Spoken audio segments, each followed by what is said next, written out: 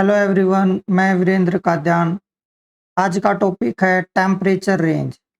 Temperature range means the difference of maximum and minimum temperature over the given place.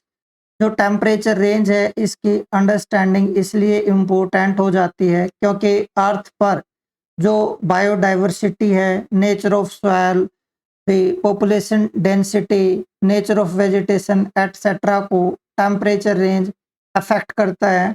इसलिए temperature range की understanding अपने आप में काफ़ी इम्पोर्टेंट हो जाती है। जो टेम्परेचर रेंज है इसको टाइम ड्यूरेशन के बेस पर 3 कैटेगरीज में डिवाइड किया जा सकता है। जैसे अगर 24 आवर्स की ड्यूरेशन ले तो उसके बेस पर temperature range daily temperature range और डायरनल टेम्परेचर रेंज कही जा सकती है। अगर मंथ की ड्यूरेशन ले और उसमें टेम्परेचर रेंज को देखें तो वो मंथली टेम्परेचर रेंज होगा। अगर 1 ईयर टाइम ड्यूरेशन ले और उसमें टेम्परेचर रेंज को देखें तो वो एनुअल टेम्परेचर रेंज होगा। तो मंथली टेम्परेचर रेंज की कोई खास सिग्निफिकेंस नहीं है, इसलिए डायरनल टेम्परेचर रेंज और एनुअल टेम्परेचर रेंज को ही स्टडी किया जाता है मेनली। तो हम दोनों को डेली टेम्परेचर रेंज और एनुअल टेम्परेचर रेंज दोनों को वन बाय वन यहाँ पर डिटेल में जानेंगे कि ये टेम्परेचर रेंजेज क्या हैं और किस टाइप से कौन कौन से फैक्टर्स हैं जो इनको अफेक्ट करते हैं। देखिए, डायरनल टेम्परेचर रेंज की अगर बात करें तो diurnal means daily temperature range, और ये जो टेम्परेचर रेंज है ये किसी भी प्लेस पर 24 आवर्स में टेम्परेचर में क्या वेरिएशन है, टेम्परेचर की क्या रेंज है, उसके बारे में बताता है। इसका मतलब ये है कि 24 आवर्स में डे टाइम का मैक्सिमम टेम्परेचर और नाइट टाइम का मिनिमम टेम्परेचर, उसका जो डिफरेंस होगा वो डायरनल टेम्परेचर रेंज होगा। जो डे टाइम का मैक्सिमम टेम्परेचर है वो जनरली 2 to 4 पीएम के बीच रिकॉर्ड किया जाता है, और जो डे टाइम का मिनिमम टेम्परेचर है वो just before sunrising 5 to 6 AM के बीच रिकॉर्ड किया जाता है। यहाँ पर थोड़ा सा ध्यान देंगे, मैंने क्या बोला है, मैंने यहाँ पर नाइट टाइम का टेम्परेचर जो है ये होगा और डे टाइम का टेम्परेचर ये होगा। मैं यहाँ पर नाइट टाइम इसलिए यूज कर रहा हूँ क्योंकि ये सनराइजिंग से पहले का है, और जो टेम्परेचर का डिक्रीज होगा एटमॉस्फेरिक टेम्परेचर का वो नाइट टाइम पर रैपिड डिक्रीज होता है। तो जो मिनिमम टेम्परेचर होगा 24 आवर्स ड्यूरेशन में वो सनराइजिंग से जस्ट पहले का होगा, इसलिए इसको नाइट टाइम का मिनिमम टेम्परेचर बोल देते हैं। तो आपको ये ध्यान रखना है, स्टेटमेंट्स में भी पूछा जा सकता है, डायरेक्ट भी हो सकता है कि डे टाइम का मैक्सिमम टेम्परेचर कब होता है, तो ये 2 to 4 PM के बीच होता है। ज़्यादातर केसेस में ये 2 to 3 PM के बीच होता है, और जनरली इसको बोला जाता है 2:30 पर डे टाइम का मैक्सिमम टेम्परेचर रिकॉर्ड किया जाता है। पर यह जनरली ऐसा कहा जाता है, ये सही नहीं है कि हमेशा 2:30 पर ही डे टाइम का मैक्सिमम टेम्परेचर होगा। तो ये रेंज जो जो टाइम रेंज है ये आपको ध्यान रखनी है, ये टेम्परेचर रेंज नहीं है, ये टाइम रेंज है कि मैक्सिमम इस टाइम के बीच होगा और मिनिमम इस टाइम के बीच होगा। उसके बाद जो मैक्सिमम और मिनिमम टेम्परेचर की जब हम बात करते हैं तो जो मैक्सिमम टेम्परेचर है वो उस टाइम पर रिकॉर्ड नहीं होता है जिस टाइम पर मैक्सिमम इंसोलेशन आ रहा होता है। मींस मैक्सिमम इंसोलेशन पहले मिलेगा। ये जो मैक्सिमम इंसोलेशन है ये नून टाइम पर रिसीव किया जाता है, 12 o'clock डे टाइम पर रिसीव किया जाता है मैक्सिमम इंसोलेशन। लेकिन जो मिनिमम इंसोलेशन होगा वो मिनिमम इंसोलेशन किसी पर्टिकुलर पीरियड पे नहीं होगा, वो नाइट टाइम में throughout the night time insolation कम ही रहेगा, पर जो टेम्परेचर है वो कॉन्टिन्यूसली डिक्रीज करता जाएगा तब जब तक नेक्स्ट डे का सनराइजिंग नहीं हो जाएगा। इसलिए ये मिनिमम टेम्परेचर इस टाइम पर रिकॉर्ड किया जाता है। अब जो मैक्सिमम इंसोलेशन है और जो मैक्सिमम टेम्परेचर रिकॉर्डिंग का टाइम है, इसमें अगर देखें तो 2 to 4 आवर्स का टाइम लैग होगा। तो आपसे ये पूछा जा सकता है कि ये जो टाइम लैग है ये क्यों आता है, क्यों मैक्सिमम इंसोलेशन के टाइम पर ही मैक्सिमम टेम्परेचर रिकॉर्ड नहीं किया जाता है। तो ये टाइम लैग के कुछ रीजंस हैं जो आपको जानने चाहिए। ये भी डायरेक्ट क्वेश्चन में पूछा जा सकता है, स्टेटमेंट हो सकती है इनके रिगार्डिंग। तो देखिए, जो डे का टेम्परेचर है ना, वो एटमॉस्फेयर का टेम्परेचर है। चाहे मैं मिनिमम टेम्परेचर की बात करूं या मैक्सिमम टेम्परेचर की बात करूं, तो हम एटमॉस्फेयर के टेम्परेचर को कंसीडर करते हैं। और एटमॉस्फेयर का टेम्परेचर जब तक कॉन्टिन्यूसली इंक्रीज होगा, जब तक अर्थ से एनर्जी जो रिलीज हो रही है उसकी अमाउंट इंक्रीज होती जाएगी। और ये अमाउंट कॉन्टिन्यूसली इंक्रीज होगी जब तक जो इंसोलेशन आएगा उसकी अमाउंट ज्यादा होगी जो अर्थ एनर्जी रिलीज कर रही है उसकी अमाउंट से। तो ये इंसोलेशन अर्थ की अमाउंट, जो अर्थ की एनर्जी रिलीज हो रही है उसके कंपैरिजन में ज्यादा लंबे टाइम तक बना रहेगा, क्योंकि अर्थ एनर्जी को एब्जॉर्ब करेगी उसके बाद रिलीज करेगी, तो एनर्जी लगातार एब्जॉर्ब होते जाएगी और धीरे धीरे अर्थ का ये जो एनर्जी रिलीज रेट है ये धीरे धीरे इंक्रीज करेगा। तो इसके मैक्सिमम होने में कुछ टाइम लगेगा। इंसोलेशन जब मैक्सिमम है उस टाइम पर अर्थ से जो एनर्जी रिलीज हो रही है वो मैक्सिमम नहीं होती है। मैक्सिमम एनर्जी रिलीज तक पहुंचने में कुछ टाइम लगता है। इसलिए आप ये बोल सकते हैं कि टेम्परेचर जब तक इंक्रीज करता रहेगा जब तक इंसोलेशन से आने वाली एनर्जी ज्यादा होगी जो अर्थ एनर्जी रिलीज कर रही है उससे। तो इस डिफरेंस को कम करने में या खत्म होने में टाइम लगता है, इसलिए जो टाइम लैग है वो आएगा। पर दूसरा जो पॉइंट है वो ये है, जो इसके कंपैरिजन में आपको ज्यादा सिंपल लगेगा, कि एटमॉस्फेयर की जो हीटिंग है ना, उस हीटिंग में कुछ टाइम लगेगा। एक्चुअल में होगा क्या, अर्थ एनर्जी एब्जॉर्ब करेगी उसके बाद अर्थ एनर्जी को रिलीज करेगी, तो अर्थ के एब्जॉर्प्शन और रिलीज में भी टाइम लगेगा, और जो एनर्जी रिलीज हुई है वो एनर्जी एटमॉस्फेयर की हीटिंग करेगी उसमें भी कुछ टाइम लगेगा, इसलिए टाइम लैग आ जाता है। पर ये जो टाइम लैग है ये कम होगा या ज्यादा होगा वो डिपेंड करेगा कि एटमॉस्फेयर की जो प्रॉपर्टीज हैं वो कैसी हैं। तो एटमॉस्फेयर अगर ड्राई है और स्टेबल है तो उस टाइम पर ये जो टाइम लैग होगा ये ज्यादा होगा। अगर एटमॉस्फेयर में मॉइस्चर है या एटमॉस्फेयर में स्टेबिलिटी कम है तो ये जो टाइम लैग है ये शॉर्टर हो जाता है। ऐसा क्यों होगा कि जब एटमॉस्फेयर ड्राई होगा या एटमॉस्फेयर स्टेबल होगा तो ये टाइम लैग लार्जर होगा। ये इसलिए होगा एक्चुअली कि जब एटमॉस्फेयर ड्राई होता ना तो जो शॉर्ट वेव रेडिएशंस हैं वो ग्राउंड तक आएंगी और एटमॉस्फेयर में उनका एब्जॉर्प्शन कम होगा। प्लस उसके बाद जब लॉन्ग वेव रेडिएशंस रिलीज होंगी तो वो एटमॉस्फेयर से इजीली एस्केप कर जाएंगी। अगर एटमॉस्फेयर में ज्यादा वाटर वेपर्स की अमाउंट है, क्लाउड्स फॉर्मेशन है, तो होगा क्या, ये अर्थ से रिलीज होने वाली एनर्जी को ब्लॉक करेंगे, एब्जॉर्ब करेंगे और कॉन्टिन्यूसली अर्थ की तरफ रिलीज करते रहेंगे। तो जिससे क्या होगा, जो लोअर एटमॉस्फेयर है इसका टेम्परेचर जल्दी ही हायर हो जाएगा। तो ये रीजन है कि एटमॉस्फेयर की जो प्रॉपर्टी है वो कैसे टाइम लैग को कम या ज्यादा कर सकता है। ये कॉन्सेप्चुअल है, इस पॉइंट को आप ध्यान रखें।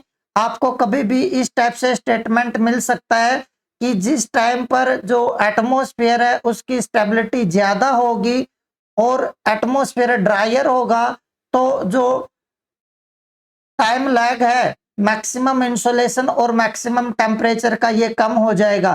तो आपको ध्यान रखना ये कम नहीं होगा, ये ज्यादा होता है उस टाइम पर। देखिए, जो एटमॉस्फेयर है इसमें मैक्सिमम टेम्परेचर और मिनिमम टेम्परेचर किस टाइम पर होता है, या ये टेम्परेचर का इंक्रीज रेट और डिक्रीज रेट कितना होता है, कम होता है या ज्यादा होता है, उसके लिए कुछ फैक्टर्स होते हैं।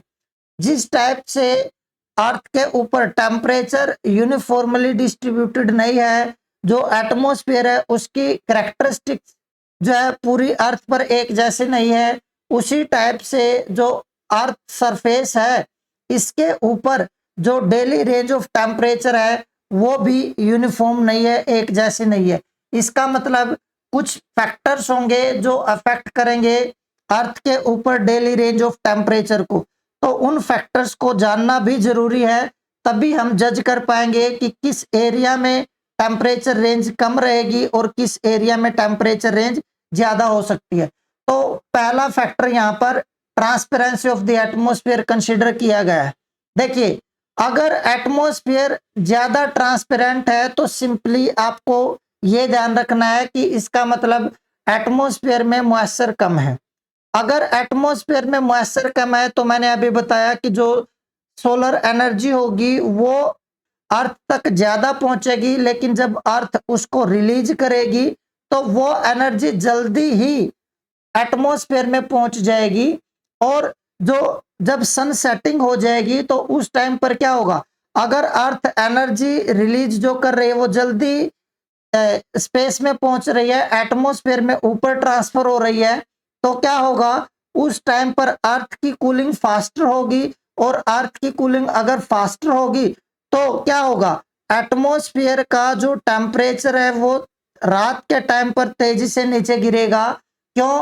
क्योंकि एटमॉस्फेयर का टेम्परेचर जो है उसके लिए मेन सोर्स क्या है, अर्थ से जो एनर्जी रिलीज हुई है वो। तो अगर अर्थ से एनर्जी तेजी से रिलीज होगी तो अर्थ सरफेस की कूलिंग फास्टर होगी और उसके कांटेक्ट में जो एयर होगी नाइट टाइम में उसका टेम्परेचर तेजी से नीचे आएगा और जो मिनिमम टेम्परेचर है वो काफी नीचे चला जाएगा नेक्स्ट डे की सनराइजिंग से पहले। लेकिन अगर एटमॉस्फेयर में मॉइस्चर होता है तो क्या होता, ये अर्थ से जो एनर्जी रिलीज होती वो मॉइस्चर उसको एब्जॉर्ब करता और अर्थ की तरफ भी उस एनर्जी को ट्रांसमिट करता रहता है, जिसके कारण क्या होता, जो अर्थ के पास का जो एटमॉस्फेयर है वो लंबे टाइम तक वार्मर बना रहता है। क्यों? क्योंकि अगर अर्थ के तरफ एनर्जी ट्रांसमिट हो रही है तो अर्थ से एनर्जी रिलीज होने का रेट कम हो जाएगा। इसका मतलब है अर्थ के ऊपर कूलिंग धीरे धीरे होगी, तो नाइट टाइम का जो मिनिमम टेम्परेचर है वो कंपैरेटिवली हायर बना रहेगा। क्यों? क्योंकि अर्थ की कूलिंग धीरे धीरे हो रही है, नेक्स्ट डे पे सनराइजिंग हो जाएगी तब तक भी अर्थ सरफेस का टेम्परेचर कंपैरेटिवली हायर होगा। एटमॉस्फेरिक ट्रांसपेरेंसी हायर होगी तो नाइट टाइम का जो मिनिमम टेम्परेचर है वो ज्यादा नीचे हो जाता है और डे टाइम का मैक्सिमम टेम्परेचर है वो ज्यादा हाई हो जाता है। इसलिए जो टेम्परेचर रेंज है इन 24 आवर्स, जिसको हम डेली या डायरनल रेंज ऑफ टेम्परेचर बोलते हैं, वो हायर हो जाएगी। तो greater the transparency more the daily या डायरनल रेंज ऑफ टेम्परेचर, ये आपको ध्यान रखना है। दूसरा है स्टेबिलिटी ऑफ द एटमॉस्फेयर। अगर एटमॉस्फेयर स्टेबल है तो जो रेंज ऑफ टेम्परेचर होगा, डेली रेंज ऑफ टेम्परेचर होगा, वो कंपैरेटिवली लोअर हो जाता है। ऐसा इसलिए होगा कि अगर एटमॉस्फेयर स्टेबल है तो इसका मतलब क्या, इसका मतलब ये कि जो एटमॉस्फेयर में वर्टिकल मूवमेंट है ये कम होंगी। और जब एटमॉस्फेयर में वर्टिकल मूवमेंट होती है तो क्या होता है, अगर ग्राउंड से एयर अपवर्ड मूव करेगी तो नीचे से एनर्जी कैरी करेगी, और अगर ये एयर ज्यादा ऊपर तक चली जाएगी तो एटमॉस्फेयर के अपर पार्ट में ये एनर्जी को ट्रांसमिट कर देगी। और अगर ये जो एटमॉस्फेरिक मूवमेंट है ये जितनी ज्यादा होगी एनर्जी उतने ही वाइडर, उतने ही डीपर एटमॉस्फेयर में ट्रांसमिट होती रहेगी। इसका मतलब है एनर्जी का डिस्ट्रीब्यूशन ज्यादा एरिया पर होगा।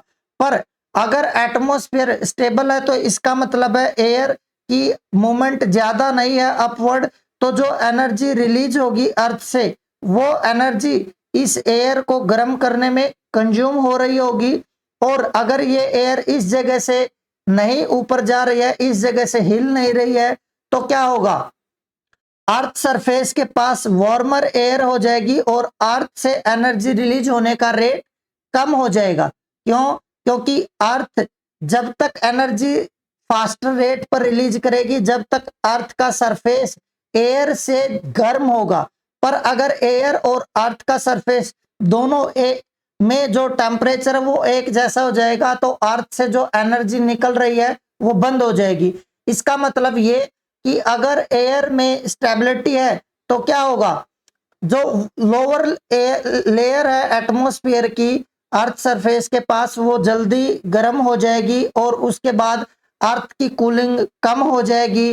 तो जो अर्थ की कूलिंग रेट जो है वो अगर कम हो गया तो क्या होगा, जो नाइट टाइम का जो टेम्परेचर है वो तेजी से कम नहीं होगा बल्कि वो धीरे धीरे कम होगा। इसलिए जो मिनिमम टेम्परेचर होगा वो कंपैरेटिवली हायर होगा। और अगर या तो मिनिमम टेम्परेचर हायर हो जाए या मैक्सिमम टेम्परेचर लोअर हो जाए, तो उससे क्या होगा, जो टेम्परेचर रेंज है वो कम हो जाएगी। जैसे इसको अगर आप मैक्सिमम टेम्परेचर माने, इसको मिनिमम माने, अगर ये लोअर हो गया तो भी ये रेंज बढ़ गई, अगर ये अपर हो गया तो भी ये रेंज बढ़ गई, पर अगर मैक्सिमम टेम्परेचर कम हो जाए तो भी ये रेंज कम हो गई। तो कोई भी टेम्परेचर अपर या लोअर, अप या डाउन करेगा तो रेंज को, टेम्परेचर रेंज को अफेक्ट करेगा। तो एटमॉस्फेयर अगर स्टेबल होगा तो जो टेम्परेचर रेंज है वो घटेगी। और यहां पर अगर जो इन्वर्जन ऑफ टेम्परेचर हो जाएगा नियर द ग्राउंड तो भी एटमॉस्फेयर में स्टेबिलिटी आ जाती है।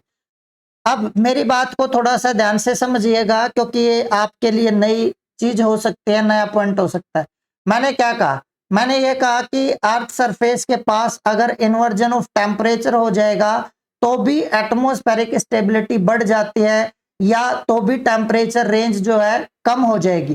ध्यान देना, मैं temperature range, daily temperature range की बात कर रहा हूं। अगर मैं यहां पर कहीं पर भी टेम्परेचर रेंज यूज करता हूं तो इसका मतलब है डेली रेंज ऑफ टेम्परेचर की बात कर रहा हूं। तो टेम्परेचर इन्वर्जन या इन्वर्जन ऑफ टेम्परेचर का मतलब क्या है, पहले उसको समझेंगे, उसके बाद इस पॉइंट पर दोबारा आएंगे। देखिए ध्यान से सुनिएगा, अगर मैं ये कह रहा हूं कि ये अर्थ सरफेस है, यहां से जब हम अपवर्ड मूव करते हैं तो नॉर्मल केसेस में क्या होता है, टेम्परेचर कॉन्टिन्यूसली कम होता जाता है क्योंकि अर्थ से ही एनर्जी मिलेगी तभी ये एटमॉस्फेयर गर्म होगा। अगर इससे दूर जाएंगे तो टेम्परेचर कम होता चला जाएगा। पर कुछ स्पेशल केसेस में ऐसा होता है कि अर्थ से हम ऊपर गए और कुछ हाइट पर जाने के बाद एयर का टेम्परेचर इंक्रीज होना शुरू हो गया। उसके क्या क्या रीजन हो सकते हैं उसके लिए मैं नेक्स्ट वीडियो में अलग से पूरा डिटेल में इन्वर्जन ऑफ टेम्परेचर को कवर करूंगा। पर अभी के लिए आपको समझना क्या है कि जैसे जैसे हम ऊपर जाएंगे कुछ हाइट के बाद टेम्परेचर इंक्रीज होगा, उसको बोलते हैं इन्वर्जन ऑफ टेम्परेचर। और ध्यान देंगे इस पॉइंट पर, जब टेम्परेचर का इन्वर्जन होता है तो क्या होता है, एयर स्टेबल हो जाती है या एटमॉस्फेयर में स्टेबिलिटी आती है। और वो ऐसा इसलिए होता है क्योंकि एयर जो है वो हमेशा जब तक ऊपर जाएगी जब तक वो आसपास की एयर से गर्म है और इसके ऊपर वाली एयर से गर्म है। अगर एयर ऊपर जा रही है और इसके ऊपर वाली एयर इससे भी गर्म है तो ये ऊपर जाना बंद कर देगी। अगर एयर ऊपर जाना बंद कर देगी तो इसका मतलब यहां से ये जो हीट लेकर आई थी वो यहां तक ही पहुंचेगी और इस पूरे एरिया को अब वो एनर्जी गर्म करने में खर्च होगी। तो जब टेम्परेचर इन्वर्जन होगा तो एटमॉस्फेयर की एक जो थिनर लेयर है अर्थ से रिलीज हुई हुई एनर्जी उसी को गर्म करेगी। तो जब अर्थ से रिलीज हुई एनर्जी उसी को गर्म करेगी तो क्या होगा, ये लेयर जल्दी गर्म हो जाएगी और अर्थ से एनर्जी निकलना बंद हो जाएगा। इसलिए जो मिनिमम टेम्परेचर है वो ज्यादा लोअर नहीं होगा, मिनिमम टेम्परेचर रिलेटिवली हायर बना रहेगा। और अगर मिनिमम टेम्परेचर हायर हो गया तो ये रेंज क्या हो जाएगी, कम हो जाएगी। तो एटमॉस्फेरिक स्टेबिलिटी भी क्या करता है, जो टेम्परेचर रेंज है उसको अफेक्ट करेगा। एटमॉस्फेयर अगर स्टेबल है तो टेम्परेचर रेंज लोअर होगी। इसके बाद जो नेचर ऑफ द ग्राउंड है, नेचर ऑफ द ग्राउंड का यहाँ पर मतलब है कि कितना पार्ट लैंड पार्ट है और कितना वाटर पार्ट है। तो इसका मतलब है distribution of land and water. जो लैंड एंड वाटर है अगर इसके डिस्ट्रीब्यूशन को हम देखें तो जो वाटर है ना ये क्या करता है, धीरे धीरे गर्म होता है और धीरे धीरे ठंडा होता है। ऑलरेडी मैंने हीटिंग और कूलिंग ऑफ एटमॉस्फेयर का जो वीडियो डाला है वो आप देखेंगे तो उसमें डिस्कस कर रखी ये चीजें। तो अगर ओशन का डे टाइम में टेम्परेचर धीरे धीरे इंक्रीज होगा तो जो मैक्सिमम टेम्परेचर है वो लोअर होगा। अगर नाइट टाइम में टेम्परेचर धीरे धीरे डिक्रीज करेगा तो भी मिनिमम टेम्परेचर हायर होगा। तो मैक्सिमम टेम्परेचर लोअर हो गया, मिनिमम टेम्परेचर हायर हो गया, तो ये जो रेंज है ये क्या हो गई, ये रेंज कम हो गई। तो जहां पर भी ओशनिक एरिया होगा वहां पर टेम्परेचर रेंज कम होगी। ठीक इसका उल्टा, जहां पर लैंड पार्ट ज्यादा होगा वहां पर टेम्परेचर डे टाइम में तेजी से इंक्रीज करेगा और नाइट टाइम में तेजी से डिक्रीज करेगा, क्योंकि ये लैंड का नेचर होता है कि उसका टेम्परेचर तेजी से इंक्रीज करता है और तेजी से ही डिक्रीज करता है वाटर के कंपैरिजन में। इसलिए वाटर के कंपैरिजन में लैंड पार्ट पर जो डेली रेंज ऑफ टेम्परेचर होगा वो ज्यादा होगा। पर यहाँ पर मैंने एक पॉइंट जस्ट इसलिए डाल दिया कि ये कभी कभी आपसे पूछा जा सकता है, तो इस पॉइंट को भी थोड़ा सा आप ध्यान रखेंगे। ये पॉइंट क्या है, जो ओशनिक एरिया होता है ना, इस पर एयर का जो टेम्परेचर होता है वो मैक्सिमम हो जाता है जब मैक्सिमम इंसोलेशन मिलता है ओशन को उसके हाफ एन आवर के बाद ही। मींस जो नून टाइम होगा ये मैक्सिमम इंसोलेशन का टाइम होगा और इसके हाफ एन आवर के बाद ही ओशन के ऊपर जो एयर होगी उसका मैक्सिमम टेम्परेचर अटेन हो जाता है। तो इसका मतलब ये है कि ओशन से जो एनर्जी रिलीज हुई वाटर वेपर्स वहां पर होंगे और वो वाटर वेपर्स जो है एनर्जी को धीरे धीरे रिलीज करेंगे और एटमॉस्फेयर का जो टेम्परेचर है वो बहुत जल्दी ही मैक्सिमम हो जाएगा ओवर द ओशन। तो इसका मतलब क्या है, इसका मतलब है ओशन के ऊपर जो टाइम लैग होगा वो बहुत कम होगा। और मैंने बताया भी था कि जो टाइम लैग होता है वो टाइम लैग जो है मैक्सिमम इंसोलेशन और मैक्सिमम टेम्परेचर के बीच का टाइम लैग तब ज्यादा होगा जब एटमॉस्फेयर ड्राई होगा। लेकिन ओशन के ऊपर तो एटमॉस्फेयर ड्राई नहीं होगा। ओशन के ऊपर क्या होगा, ओशन के ऊपर मॉइस्चर ज्यादा होगा, तो एटमॉस्फेयर ड्राई नहीं है, एटमॉस्फेयर मॉइस्ट है, वेट है। इसलिए यहाँ पर जो टाइम लैग है वो कम है और हाफ एन आवर पर ही मैक्सिमम टेम्परेचर रिसीव हो जाता है। पर ये जो distribution of land and water ना, इसको थोड़ा सा जो हेमिस्फीयर है उसके ग्राउंड पर भी देख लेते हैं। देखिए ये है इक्वेटर और इस इक्वेटर के नॉर्थ में आप देख पा रहे हैं लैंड पार्ट ज्यादा है, वाटर बॉडी कम है। पर इस इक्वेटर के साउथ में देखिए लैंड पार्ट कम है, वाटर बॉडी ज्यादा है। तो लैंड एंड वाटर का distribution daily range of temperature को अफेक्ट करेगा। तो यहाँ पर जो डेली रेंज ऑफ टेम्परेचर होगा नॉर्दर्न हेमिस्फीयर में वो क्या होगा, हायर होगा, क्योंकि लैंड पर टेम्परेचर तेजी से इंक्रीज करता है, तेजी से डिक्रीज करता है और लैंड पार्ट पर टेम्परेचर रेंज वाइडर होता है। तो जहां लैंड पार्ट ज्यादा होगा टेम्परेचर रेंज ज्यादा होगा। इस एरिया में क्या है, लैंड पार्ट कम है तो यहाँ पर टेम्परेचर रेंज कम होगा। डेली टेम्परेचर रेंज इस एरिया में कम और इस एरिया में ज्यादा। अगर हेमिस्फीयर वाइज पूछा जाए तो इस चीज को भी ध्यान रखेंगे। उसके बाद है speed of winds. Speed of winds की अगर बात करें तो ये भी जो टेम्परेचर रेंज है उसको अफेक्ट करता है। अगर किसी भी एटमॉस्फेयर में विंड स्पीड ज्यादा होगा तो इसका मतलब क्या है, एटमॉस्फेयर में मिक्सिंग ज्यादा हो रहा है। और अगर मैं ये कहूं कि अगर ये अर्थ सरफेस है और यहाँ पर स्पीड है विंड्स की काफी हाई, तो क्या होगा, यहां से अर्थ जो एनर्जी रिलीज करेगा वो विंड उस एनर्जी को दूसरे एरिया में ट्रांसफर कर रहा होगा। क्योंकि जो वाटर में ओशनिक करंट्स और एटमॉस्फेयर में विंड्स, ये दो इंपॉर्टेंट एजेंट्स हैं जो एनर्जी को एक जगह से दूसरी जगह ट्रांसफर करते हैं। तो अगर विंड्स ज्यादा हैं, उनकी स्पीड ज्यादा है, तो एनर्जी का एक जगह से दूसरी जगह पर ट्रांसफर ज्यादा होगा। इसका मतलब ये कि एनर्जी लार्जर एरिया पर रीडिस्ट्रीब्यूट होगी और उसके कारण क्या होता है, एक जगह का एटमॉस्फेयर कॉन्टिन्यूसली गर्म होते रहेगा तभी तो उसका मैक्सिमम टेम्परेचर ज्यादा हाई होगा। पर विंड्स के कारण मिक्सिंग होगी, उसके कारण क्या होगा, डे टाइम का जो मैक्सिमम टेम्परेचर है वो लोअर हो जाएगा। अगर डे टाइम का मैक्सिमम टेम्परेचर लोअर हो गया तो उसके कारण भी क्या होगा, जो टेम्परेचर रेंज है घट जाएगा, क्योंकि नाइट टाइम पर wind speed through out the night ज्यादा नहीं होती हैं कभी भी। इसलिए क्या होगा, जो टेम्परेचर रेंज है वो कम हो जाएगा, क्योंकि ना तो नाइट टाइम का मिनिमम टेम्परेचर वो बहुत नीचे गया और डे का जो मैक्सिमम टेम्परेचर है वो नीचे आ गया। तो जो टेम्परेचर रेंज है वो कम हो जाता है अगर किसी भी एरिया में विंड स्पीड ज्यादा होगा तो। इस चीज को ध्यान रखेंगे। नेक्स्ट पॉइंट है, जो नेचर ऑफ सॉइल है या कंपोजिशन ऑफ सॉइल है वो भी किसी भी एरिया की टेम्परेचर रेंज को कम या ज्यादा कर सकता है।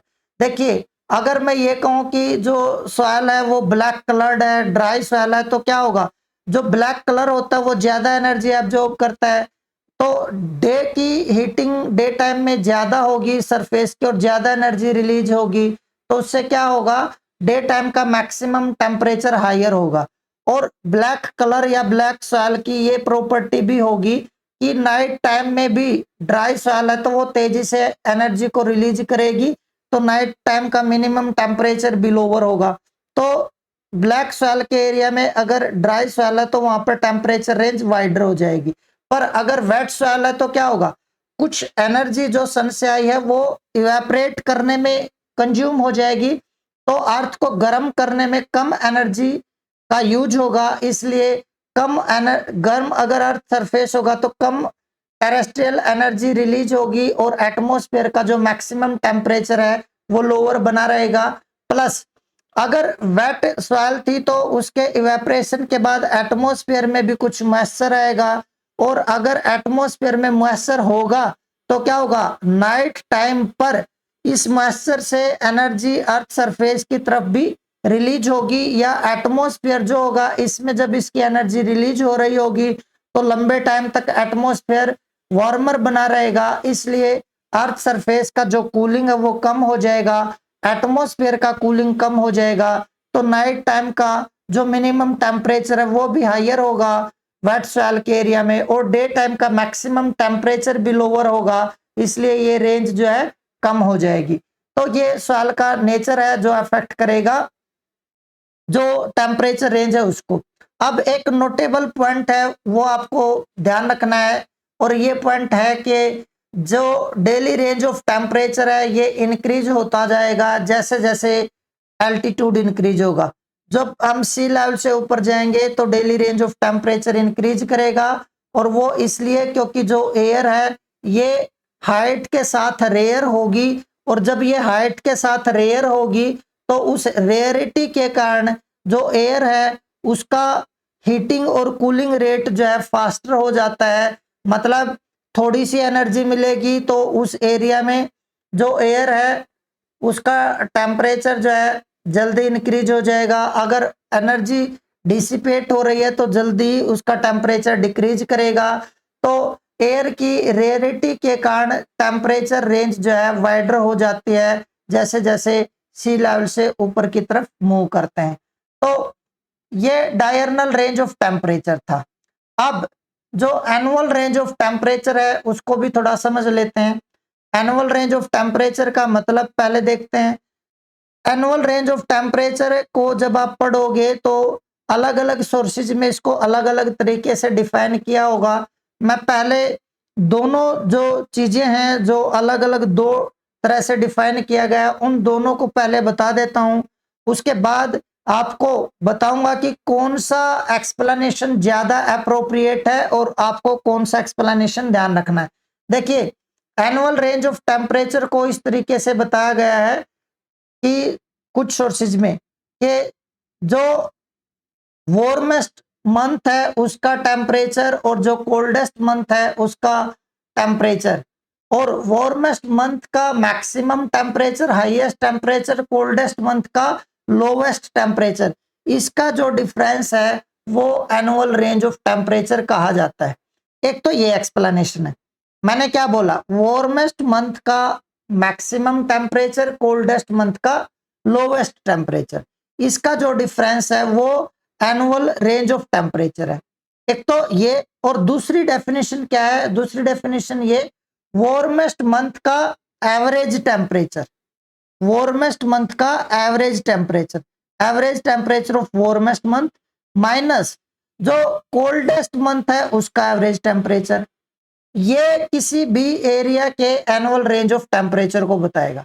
और मैं आपको ये सजेस्ट करूंगा कि आप ये चीज ध्यान रखें, ये ज्यादा अप्रोप्रिएट है। ज्यादातर ऑथेंटिक सोर्सेज में आपको ये दिया मिलेगा कि जो वार्मेस्ट मंथ है उसका एवरेज टेम्परेचर और जो कोल्डेस्ट मंथ है उसके एवरेज टेम्परेचर का जो डिफरेंस होगा वो किसी भी प्लेस के एनुअल रेंज ऑफ टेम्परेचर को बताएगा। लेकिन जैसे जो डायरनल रेंज ऑफ टेम्परेचर देखा हमने, वहां पर पढ़ा कि टाइम लैग आता है 2 to 4 आवर्स का, वैसे ही टाइम लैग आता है जो एनुअल रेंज ऑफ टेम्परेचर है इसमें भी। और ये जो टाइम लैग है इसको बोला जाता है सीजनल लैग ऑफ टेम्परेचर। जो सीजनल लैग ऑफ टेम्परेचर है इसका मतलब क्या, इसका मतलब ये कि जिस टाइम पर अर्थ के ऊपर जिस मंथ में मैक्सिमम इंसोलेशन आएगा किसी भी गिवन प्लेस पर, उसी मंथ में उस प्लेस का मैक्सिमम टेम्परेचर नहीं होगा। कुछ सीजनल चेंज के कारण कुछ वेरिएशन आएगा और ये जो लैग आता है, टाइम लैग आता है, ये 1 मंथ का टाइम लैग होगा। तो आपको ध्यान रखना है अर्थ पर नॉर्दर्न हेमिस्फीयर में जून में मैक्सिमम इंसोलेशन आता है, लेकिन जो मैक्सिमम टेम्परेचर है नॉर्दर्न हेमिस्फीयर में वो जुलाई में रिकॉर्ड किया जाता है। सिमिलरली जो मैक्सिमम टेम्परेचर है वो साउदर्न हेमिस्फीयर का जनवरी में होता है, लेकिन मैक्सिमम इंसोलेशन दिसंबर में रिसीव किया जाता है। तो ये 1 मंथ का जो टाइम लैग है ये सीजनल लैग ऑफ टेम्परेचर बोला जाएगा। अब जो एनुअल रेंज ऑफ टेम्परेचर है ये भी अर्थ पर अलग अलग होगी, तो इसके भी कुछ फैक्टर्स होंगे, तो इन फैक्टर्स की बात कर लेते हैं। तो ये जो फैक्टर्स हैं ये फैक्टर्स हैं, फर्स्ट फैक्टर है लैटिट्यूड। टेम्परेचर के केस में चाहे टेम्परेचर के डिस्ट्रीब्यूशन की बात करें या टेम्परेचर के एनुअल जो रेंज है उसकी बात करें, उस केस में जो लैटिट्यूड्स हैं ये मोस्ट इंपॉर्टेंट फैक्टर होते हैं। इंसोलेशन के लिए, हॉरिजॉन्टल डिस्ट्रीब्यूशन ऑफ टेम्परेचर के लिए, एनुअल रेंज ऑफ टेम्परेचर के लिए मोस्ट इंपॉर्टेंट फैक्टर्स जो है वो लैटिट्यूड्स होते हैं।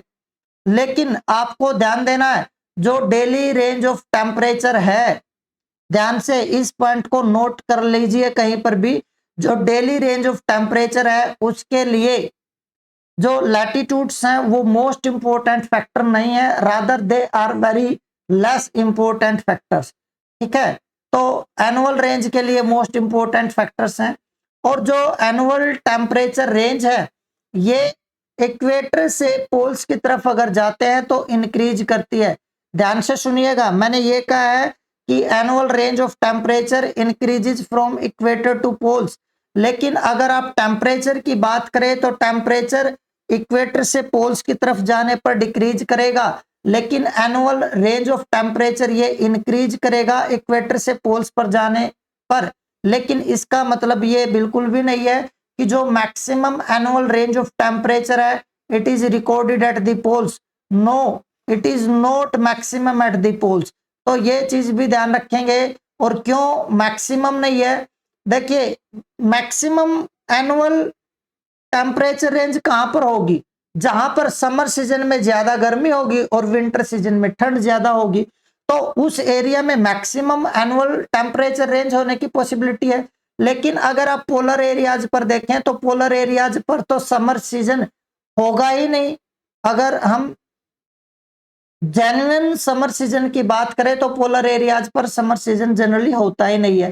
तो वहां पर समर सीजन में क्या होगा, पोलर एरियाज पर 6 मंथ का डे और 6 मंथ की नाइट होता है। जब डे होता है उस टाइम पर भी पोलर एरियाज पर सोलर रेडिएशंस बहुत ज्यादा इंक्लाइंड आते हैं, बहुत ज्यादा तिरछी आते हैं, और वो जो स्नो कवर्ड ग्राउंड होता है कुछ तो उस स्नो को मेल्ट करने में यूज हो जाती है और कुछ स्नो जो है मिरर का काम करेगा और उस एनर्जी को वापस स्पेस में रिफ्लेक्ट कर देगा। इसका मतलब है अर्थ सरफेस का टेम्परेचर ज्यादा इंक्रीज नहीं होगा। तो जब पोलर एरियाज पर इंसोलेशन आ रहा उस टाइम पर भी जो मैक्सिमम टेम्परेचर होता है ये बहुत कम होता है। तो अगर मैक्सिमम टेम्परेचर बहुत कम होगा और जिस टाइम पर ध्यान से सुनिएगा, जिस टाइम पर इंसोलेशन नहीं आ रहा है, नाइट टाइम है, 6 मंथ के लिए नाइट ही रहेगा, तो उस टाइम पर भी टेम्परेचर जो है, जो समर सीजन का टेम्परेचर था और जो विंटर सीजन का टेम्परेचर था, उसमें बहुत ज्यादा डिफरेंस नहीं होता है। हालांकि डिफरेंस होता है, पर इसकी बजाय जो सब पोलर एरियाज होते हैं वहां पर ये मैक्सिमम और मिनिमम का डिफरेंस ज्यादा हो जाता है। क्यों? क्योंकि जो सब पोलर एरियाज होते हैं, सब पोलर एरियाज कौन से? जो 66.5 डिग्री लैटिट्यूड का जो एरिया है, इसके आसपास का एरिया सब पोलर एरिया है। इस एरिया में क्या होगा, समर सीजन में टेम्परेचर हायर होगा और विंटर सीजन में ग्राउंड स्नो कवर्ड हो सकता है, जो लैंड पार्ट का इंटीरियर पार्ट है वहां पर। तो इसका मतलब समर सीजन में टेम्परेचर हाई हो गया और विंटर सीजन में ये टेम्परेचर लो हो गया। ये कुछ इस टाइप से हो जाता है। अगर आप एक बार दोबारा हम इस मैप पर आते हैं, जैसे ये मैप है, यहां पर आप देखिए ये जो डॉटेड लाइन आपको दिख रही है, ये जो मैं मार्कर मूव कर रहा हूं, ये जो पॉइंटर मूव कर रहा हूं, यहां पर यह है आर्कटिक सर्कल, और इस आर्कटिक सर्कल के आसपास का जो एरिया है ये सब पोलर एरिया है। और इस पर यहां पर देखिए नॉर्दर्न हेमिस्फीयर में ये वाला एरिया बहुत बड़ा एक लैंड मास है। इस लैंड मास पर ओशनिक इंपैक्ट नहीं जाएगा। ये वाला एरिया ऑलरेडी कोल्डर एरिया है, तो इसका ओशनिक इंपैक्ट नहीं आएगा, क्योंकि आएगा तो कूलिंग इंपैक्ट ही आएगा। तो इस एरिया में यहां पर ये जो साइबेरिया का रीजन है, यहां पर विंटर सीजन में स्नो कवर्ड एरिया है, समर सीजन में यहां पर टेम्परेचर जो है 8 to 10 डिग्री सेल्सियस के आसपास टेम्परेचर हो जाता है। तो और विंटर सीजन में ये -40 या उससे भी नीचे टेम्परेचर चला जाता है। तो यहां पर अगर देखें, ये सब पोलर एरिया है और लैंड मास का इंटीरियर है। Interior of land mass means away from the ocean, ठीक है। तो इस एरिया में क्या होगा, टेम्परेचर नाइट जो विंटर सीजन है उसमें बहुत कम होगा और जो समर सीजन है उसमें हायर हो जाएगा। तो इसलिए ये जो ये एरिया, इसमें जो टेम्परेचर रेंज है ये 55 to 60 डिग्री सेल्सियस की टेम्परेचर रेंज यहाँ पर हो जाती है। तो एनुअल टेम्परेचर रेंज कहां पर अर्थ पर मैक्सिमम रिकॉर्ड की जाएगी, ये आपको ध्यान रखना है। ये मैक्सिमम सब पोलर एरियाज में या interior of temperate land mass, क्योंकि टेम्परेट लैंड मास वो लैंड मास है जहां पर सीजनल वेरिएशन होता है। और अगर सीजनल वेरिएशन होगा तो क्या होगा, सीजनल वेरिएशन अगर होगा तो इस एरिया में जो समर सीजन और विंटर सीजन है इसका कॉन्ट्रास्ट ज्यादा होगा। जहां पर सीजनल कॉन्ट्रास्ट ज्यादा होता है वहां पर एनुअल रेंज ऑफ टेम्परेचर ज्यादा होती है। इक्वेटर पर सीजनल कॉन्ट्रास्ट है ही नहीं, इसलिए इक्वेटर के एरिया में जो एनुअल रेंज ऑफ टेम्परेचर है ना, ये मिनिमम रिकॉर्ड की जाएगी। और इक्वेटर पर भी जो जो आपके ओशनिक एरियाज है वहां पर और ज्यादा कम हो जाएगी एनुअल रेंज ऑफ टेम्परेचर। तो ये चीज आपको थोड़ा सा ध्यान रखना है। जो वर्खोयांस्क है साइबेरिया में, इसमें annual range of temperature maximum है अर्थ पर। ये आपके लिए फैक्ट इंपॉर्टेंट हो सकता है, ध्यान रखेंगे। जो नेक्स्ट फैक्टर है ये है altitude. Altitude means height from the sea level. अगर कोई हायर लैंड पार्ट है तो उसके ऊपर जो एनुअल रेंज ऑफ टेम्परेचर है वो कंपैरेटिवली लोअर हो जाता है। उसका रीजन ये है कि हाइट के साथ साथ एटमॉस्फेयर की डेंसिटी कम होगी, प्लस हायर एरिया पर जो विंडवर्ड साइड एरिया होते हैं क्लाउड फॉर्मेशन और रेनफॉल ज्यादा होता है। और इन सब फैक्टर्स के कारण क्या होगा, जो समर सीजन है, जो वार्मर मंथ है, उसमें जो मैक्सिमम टेम्परेचर था वो थोड़ा सा लोअर हो जाता है। और विंटर सीजन में यहाँ पर जो मिनिमम टेम्परेचर है वो लोअर तो होता है, लेकिन इसका जो डिक्रीज है वो जो मैक्सिमम टेम्परेचर के केस में डिक्रीज है उसके कंपैरिजन में थोड़ा कम है। इसका मतलब मैं ये कह रहा हूं कि वार्मेस्ट मंथ का जो मैक्सिमम टेम्परेचर था वो ज्यादा घटा है, और जो कोल्डेस्ट मंथ का मिनिमम टेम्परेचर था, कोल्डेस्ट मंथ का जो टेम्परेचर था वो कम घटा है, इसलिए ये रेंज थोड़ी कम हो जाती है।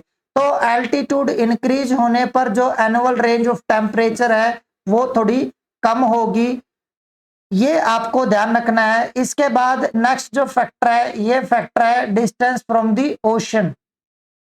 आप लोगों को मैंने पहले भी बताया होगा जब हम heating and cooling of temperature को डिस्कस कर रहे थे कि अगर ओशनिक एरिया से जितनी ज्यादा डिस्टेंस इंक्रीज होगी उतना ही ओशनिक एरिया का जो कूलिंग इफेक्ट है, मॉडरेटिंग इफेक्ट है, वो घट जाएगा। एक्चुअल में ओशनिक वाटर विंटर सीजन में वार्मर होता है लैंड पार्ट के कंपैरिजन में, समर सीजन में कोल्डर होता है, इसलिए समर सीजन में कूलिंग इम्पैक्ट आएगा जो नियर बाय लैंड पार्ट होगा ओशन के, और जो विंटर सीजन है उसमें वार्मिंग इम्पैक्ट आएगा, जिससे क्या होता है टेम्परेचर रेंज कम हो जाती है। पर अगर डिस्टेंस ज्यादा होगी किसी भी प्लेस की ओशन से तो मॉडरेटिंग इफेक्ट आएगा ही नहीं, एटमॉस्फेयर भी ज्यादा ड्राई रहेगा, इसलिए एटमॉस्फेयर की ट्रांसपेरेंसी ज्यादा और मॉडरेटिंग इफेक्ट वहां पर नहीं आ रहा है। इन दोनों के कंबाइंड इम्पैक्ट के कारण क्या होगा, जो टेम्परेचर रेंज है वो ज्यादा होगी। ओशनिक करंट्स भी किसी भी प्लेस के टेम्परेचर रेंज को अफेक्ट करेंगे। अगर वार्म ओशनिक करंट है तो ये विंटर के टेम्परेचर को हायर करते हैं, और अगर कोल्ड ओशनिक करंट है तो ये समर्स के टेम्परेचर को लोअर करते हैं, जिसके कारण क्या होगा, किसी भी एरिया पर जो एनुअल टेम्परेचर रेंज होगी वो कंपैरेटिवली कम हो जाएगी। नेक्स्ट फैक्टर हो सकता है प्रिवेलिंग विंड्स। प्रिवेलिंग विंड्स का मतलब है जो डायरेक्शनल विंड्स होती हैं, means these winds throughout the year comes from the particular direction, और इनमें रेगुलरिटी होती है जिसके कारण ओशनिक इन्फ्लुएंस किसी भी लैंड पार्ट पर जो है इंटीरियर पार्ट तक जो ले जाया जा सकता है, और जहां तक ओशनिक इन्फ्लुएंस जाएगा प्रिवेलिंग विंड्स के कारण वहां तक एनुअल रेंज ऑफ टेम्परेचर जो है कम होगा, और ये प्रिवेलिंग विंड्स जितनी स्ट्रोंगर होंगी उतना ही इम्पैक्ट ज्यादा इंटीरियर तक जाएगा।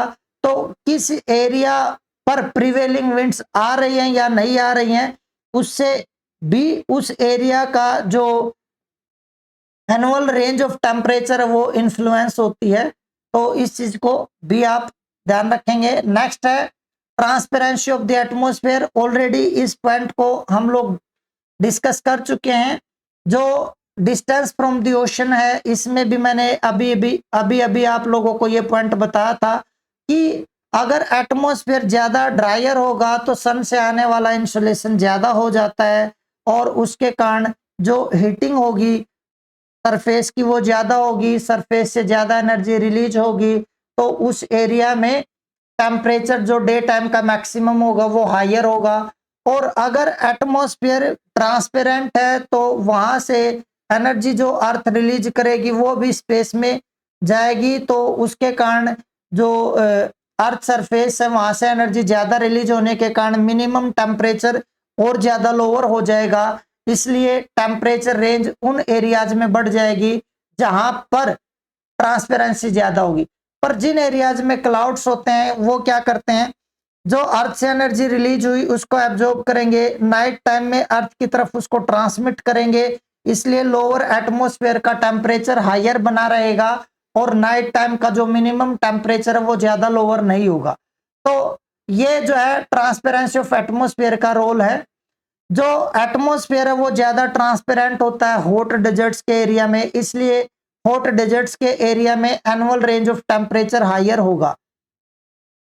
नेचर ऑफ द स्लोप भी जो एनुअल रेंज ऑफ टेम्परेचर है इसको अफेक्ट करता है। तो नेचर ऑफ स्लोप का मतलब थोड़ा सा समझेंगे, जैसे कोई स्लोप सन फेसिंग है या सन के अपोजिट है।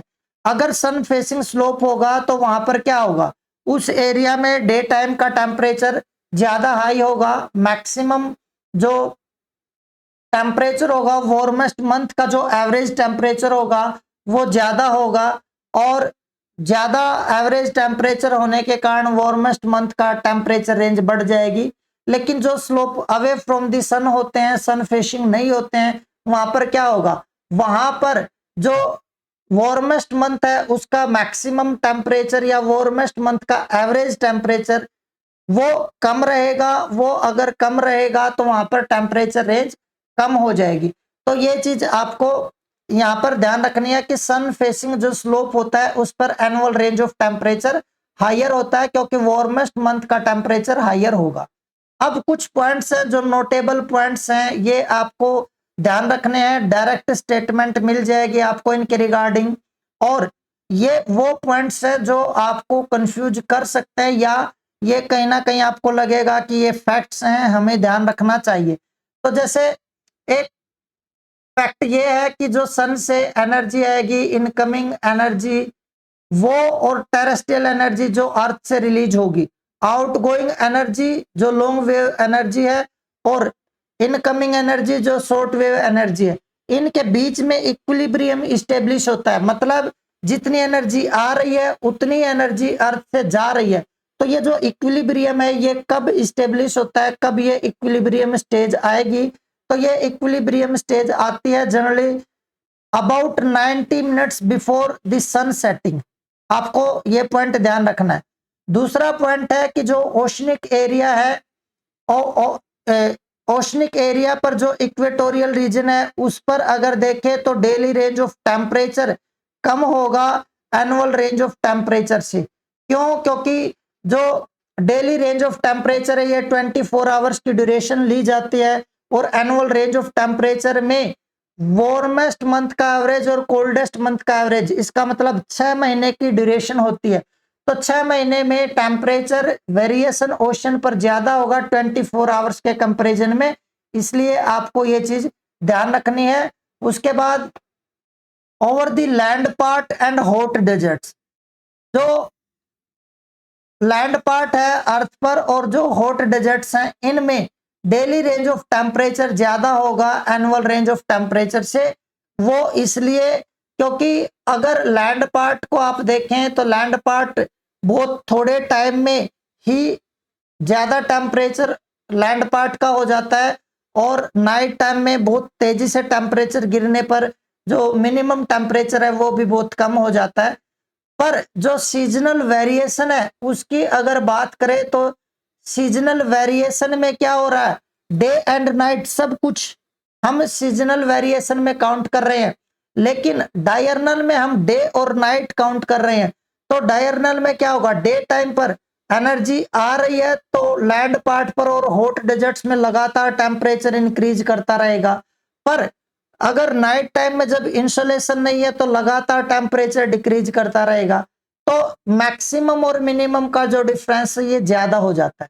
पर एनुअल रेंज ऑफ टेम्परेचर की बात करें तो क्या होगा, वार्मेस्ट मंथ का एवरेज टेम्परेचर, और वार्मेस्ट मंथ के एवरेज टेम्परेचर में डे और नाइट ऑलरेडी इंक्लूडेड है, इसलिए क्या होगा वहां पर जो वार्मेस्ट मंथ का जो एवरेज टेम्परेचर होगा वो थोड़ा सा कम, प्लस जो कोल्डेस्ट मंथ का एवरेज टेम्परेचर होगा उसमें भी क्या है, नाइट और डे दोनों इंक्लूड है, तो वो भी अलग होगा। तो ये रेंज जो है एनुअल रेंज ऑफ टेम्परेचर कम हो जाती है डेली रेंज ऑफ टेम्परेचर से, क्योंकि डेली रेंज ऑफ टेम्परेचर में तो हम सनलाइट है, इंसोलेशन है, तो उस टाइम में जो टेम्परेचर रहा है और जब इंसोलेशन नहीं है उस टाइम में जो टेम्परेचर रहा है उसका डिफरेंस करते हैं। और लैंड पार्ट में टेम्परेचर वेरिएशन तेजी से होता है, इसलिए डे और नाइट के बीच का टेम्परेचर डिफरेंस ज्यादा हो जाता है। पोलर एरियाज की बात करें तो ये पॉइंट भी आपको कहीं कहीं कंफ्यूज कर सकता है, तो ध्यान देंगे। पोलर एरियाज की बात करें तो पोलर एरियाज पर जो डायरनल रेंज ऑफ टेम्परेचर है वो बहुत कम होता है एनुअल रेंज ऑफ टेम्परेचर के कंपैरिजन में। कभी कभी तो डायरनल रेंज ऑफ टेम्परेचर है ये 0 होता है। क्यों? क्योंकि जो पोलर एरियाज हैं उन पर 24 आवर्स की ड्यूरेशन में अगर टेम्परेचर चेंज देखें तो वो कम होगा। क्यों? क्योंकि कॉन्टिन्यूसली 6 मंथ तक इंसोलेशन आ रहा है या 6 मंथ तक कॉन्टिन्यूसली इंसोलेशन नहीं आ रहा है। तो अगर हम 24 आवर्स की ड्यूरेशन देखें तो उसमें टेम्परेचर वेरिएशन बहुत कम होगा। पर जब इंसोलेशन आ रहा है 6 मंथ्स के लिए और जब नहीं आ रहा है 6 मंथ्स के लिए, तो वो जो इंसोलेशन है उसमें वेरिएशन होगा और जो टेम्परेचर है उसमें वेरिएशन होगा। इसलिए एनुअल रेंज ऑफ टेम्परेचर जो है वो ग्रेटर होगा डायरनल रेंज ऑफ टेम्परेचर से ओवर द पोलर एरियाज। तो हाईएस्ट जो डायरनल रेंज ऑफ टेम्परेचर है ये डेजर्ट्स में रिकॉर्ड किया जाता है अर्थ पर, और highest annual range of temperature है ये सब पोलर एरियाज में रिकॉर्ड किया जाता है। तो ये था टेम्परेचर रेंजेज, और जो टेम्परेचर रेंजेज है इनके रिगार्डिंग जो भी कॉन्सेप्ट्स थे मैंने आपको सारे बताए हैं। आई होप आपको चीजें क्लियर हुई होंगी। अगर कोई भी डाउट है तो आप बताइएगा, और अगर वीडियोज अच्छी लग रही हैं तो मेरे चैनल को सब्सक्राइब भी कीजिए। मैं कॉन्टिन्यूसली वीडियोज डालता रहूंगा, रेगुलरली वीडियोज आपको मिलेंगी, और मैं आपको ज्योग्राफी का पूरा सिलेबस फ्री ऑफ कॉस्ट कराने वाला हूं। रेगुलरिटी भी रहेगी और क्वालिटी भी रहेगी, इसलिए मेरे चैनल को सब्सक्राइब करें। मिलते हैं नेक्स्ट वीडियो में। Thank you.